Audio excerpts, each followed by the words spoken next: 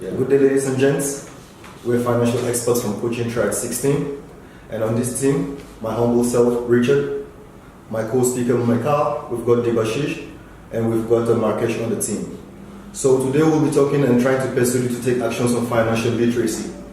And we've chosen to speak on this topic because it's a growing concern in modern day society, considering the financial decisions that most people are making. So in recent times, we've come to the realization that people lack adequate knowledge in how to manage their finances. And this has led to a growing dependence on their parents, lack of adequate knowledge on budgeting. But before I speak deeper into the topic, I'll give room and hand the speaker over to my co-speaker and expert, Mikhail, so he can educate you more on the topic. Thank you, Richard. Thank you for the introduction. Ladies and gentlemen, as my colleague has stated, financial literacy is an increasing problem nowadays. But before we get to the seed of the problem, it is first necessary to explain what financial literacy is and what is meant by it. Financial literacy in its basic concept refers to the fact of investing, budgeting, and managing your own money.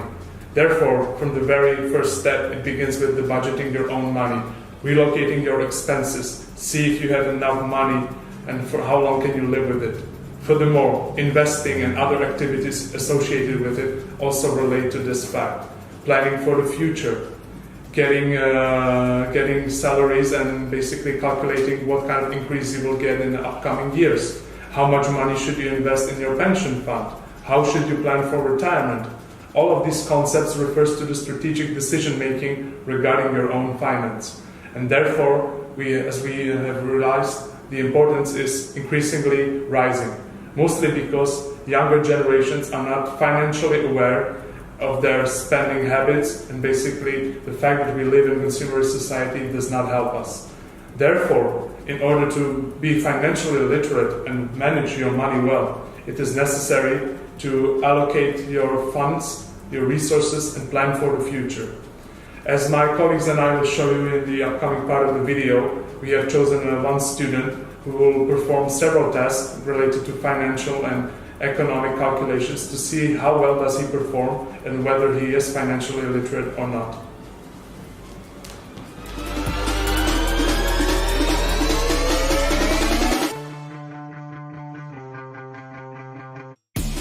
Hello, Mr. Sai, how's it going? Good to Mr. Sai. Hi. Good. So today we have here with us Mr. Sai. He's going to be rounding up his basic degree, sometime next month.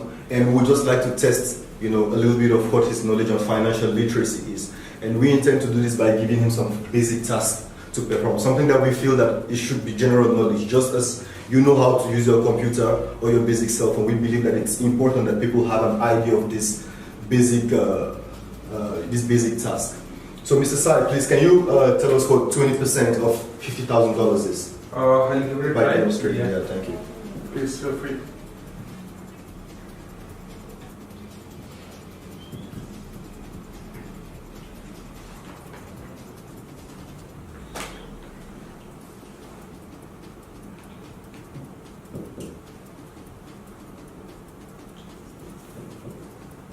I think you can have a calculator.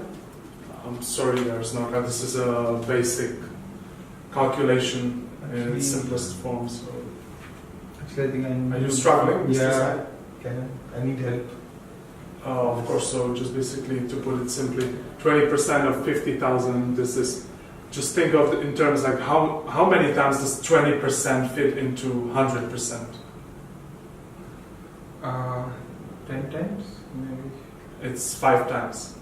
Oh, 20 times 5, it's 100%. Therefore, what amount fits 5 times into 50,000? 20. It's 10,000. Oh, Thank you for the try. sorry, okay. It's okay, never mind. Can Okay. we move maybe to a second question? Mr. Sai, can you tell me the difference between two of those cards? What do you think is the difference between them? Bank cards, they look like some bank cards. Maybe debit cards or credit cards, debit card? Actually, yes, that's correct. One of them is a credit card and one of them is debit card. Do you know what's the difference between credit and debit card? Difference exactly, but they use for maybe like some transactions or something like that. Yes, they're used for transactions and withdrawing money from ATM. But the answer is supposed to be that Debit card refers to the account where you have your own money. Therefore, the amount you withdraw from the ATM will be subtracted from the money you have in your account. Therefore, if you have $1,000 and you withdraw $200, you'll be left with $800 in your bank account. Whereas credit card is basically living on credit from a bank. Therefore, until certain limit, you are basically borrowing money from a bank, so you are getting indebted. Okay, fine. Thank you. So, Mr. Sai, since you're about to be a recent graduate, we have one last question for you regarding your future plans. Okay. So, when it comes to decision making, which option would you prefer? Would you get a mortgage for an apartment where you can live with your girlfriend, or would you prefer to get a loan for a car? I think I'll go for a loan for a fancy car. And why is that? Actually, I like cars a lot, and from childhood I would love to, I always wanted to own a Ferrari. Drive a car, fancy drive a car. car. Yeah. We understand. Yeah. Okay, thank you. Thank you for your answers, Mr. Sai. Thank you, Mr. Sai. Have a good day. Pleasure meeting you. As you could have seen, the student we decided to choose had a problem even with the basic calculations and financial concepts. Therefore, I think this example speaks itself for the reason why students need to be aware of the financial literacy and what can they do to improve it. As a result of that, me and my colleagues from my team, Coaching Triad 16, have developed six possible solutions what students can do and how they should prepare for the future in order not to be financially illiterate. First step, proper budgeting. The basic thing that people are being taught ever since they are young. Do not go over your expenses. Whether you are getting money from your parents or are you making money by doing some summer jobs, keep track of your money and plan ahead. Budget. How much can I spend per month? Can I afford this? Yes or no? Proper budgeting is the answer to that. Secondly, take electives on financial management.